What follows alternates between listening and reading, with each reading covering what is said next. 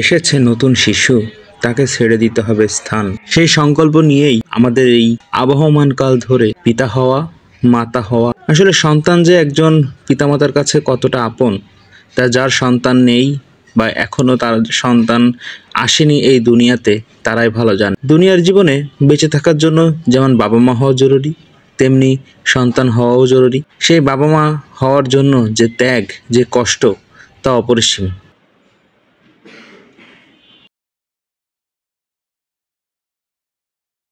আসসালামু আলাইকুম, কেমন আছেন সবাই? আজকে জীবনের দায় থেকে নতুন একটা বিষয় আপনাদের সাথে শেয়ার করছি। ওয়াইফকে নিয়ে নিকট আত্মীয়ের এক সন্তান সম্ভবা মাকে লাল ভালোবাসা দেওয়ার জন্য সকাল সকাল রওনা হচ্ছি। শহরের প্রান্তে অবস্থিত হাসপাতালে আমরা দুজনে রিক্সা করে রওনা করলাম। রিক্সায় যেতে যেতে ভাবছি যে এই লাল ভালোবাসা দেওয়াটা অনেকের জীবনের কাছে হয়তো স্বপ্ন, অনেকে দিতে পারে, অনেকে দিতে পারে না। লাল ভালোবাসা মূলত কাকে বোঝাচ্ছে আপনারা হয়তো বুঝে গিয়েছেন।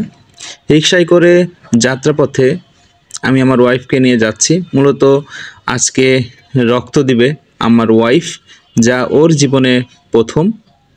আজ পর্যন্ত ও কখনো রক্ত দেয়নি, আজই তার প্রথম। যদিও আমি এটাকে রক্ত দিয়েছি কয়েকবার, আমার ওয়াইফ এই প্রথম রক্ত দান করবে।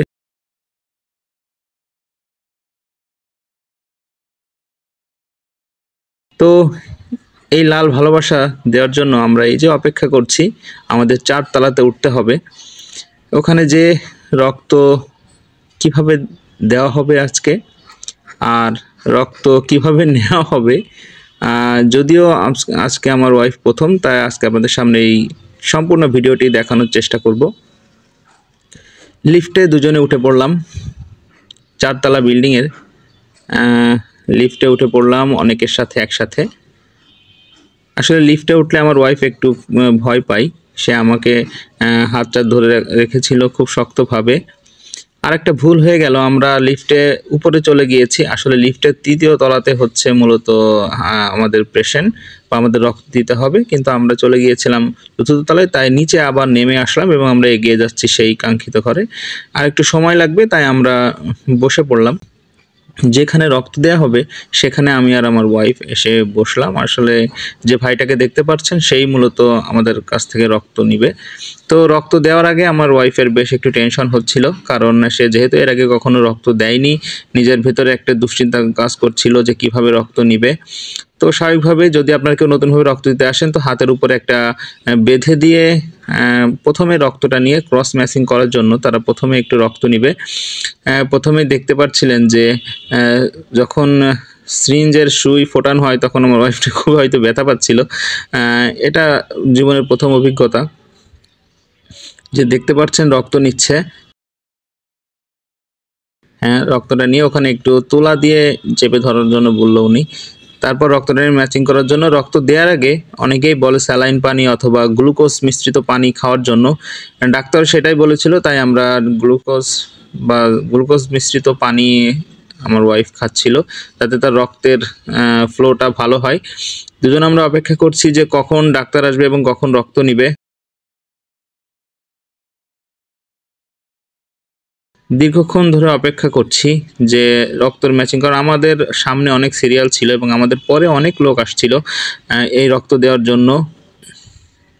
অবশেষে রক্ত দেওয়ার জন্য আমরা কাঙ্ক্ষিত সময়ে এসে হাজির হলাম। আমার ওয়াইফকে শুইয়ে দিয়ে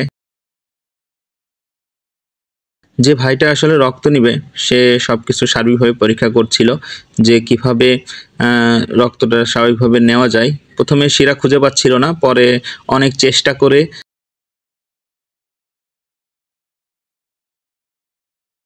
বিভিন্ন কলাকৌশল প্রয়োগ করে রক্তের ধারাটা খুঁজে পেল এবং অবশেষে রক্ত নেওয়া হচ্ছে। যাতে রক্তের ফ্লোটা ভালো হয়, তাই হাতের ভিতরে একটা পাঞ্চিং বল দিয়ে দিল, যাতে সে বলটা পাঞ্চিং করলে রক্তটা দ্রুত বের হয়।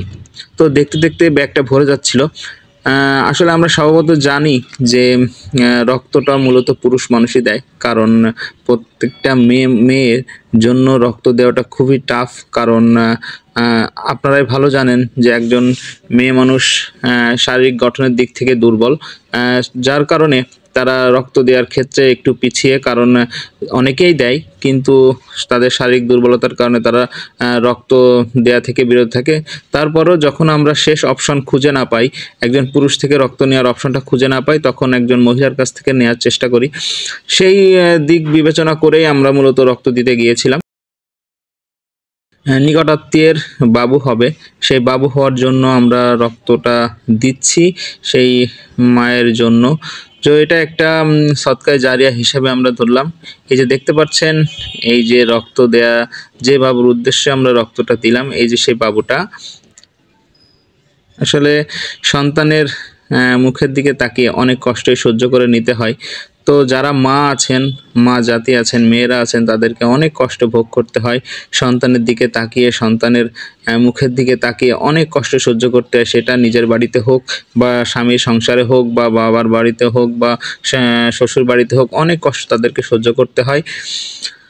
তো নারী সেরা ধন, সন্তানকে লালন পালন করতে গিয়েও তাকে অনেক কষ্ট সহ্য করতে হয়, অনেক ত্যাগ তিতিক্ষার পরে তার এই মূলত জীবনের আসল অর্জনটা আসে।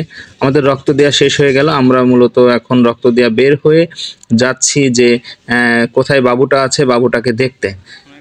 অর্থাৎ রক্ত দিল, অর্থাৎ ওয়াইফকে আমি জিজ্ঞাসা করছিলাম তোমার কেমন লাগলো বা খারাপ লাগলো কিনা, যেহেতু জীবনের প্রথম রক্ত দিলে ফিলিংসটা কেমন। ও বলছিল যে না, সব ঠিক আছে। তো আলহামদুলিল্লাহ, আল্লাহর কাছে শুকরিয়া যে জীবনের প্রথম একটা ব্যতিক্রমধর্মী অভিজ্ঞতার সম্মুখীন হলো আমার ওয়াইফ, এবং সে আলহামদুলিল্লাহ সকল বিপদ অতিক্রম করে সুস্থ আছে আলহামদুলিল্লাহ। তো আমরা রক্ত দেওয়া শেষ করে বাবুটাকে দেখে আমরা চলে আসলাম। সবাই আমাদের জন্য দোয়া করবেন, ভালো থাকবেন, ভালো রাখবেন সবাইকে। আল্লাহ হাফেজ।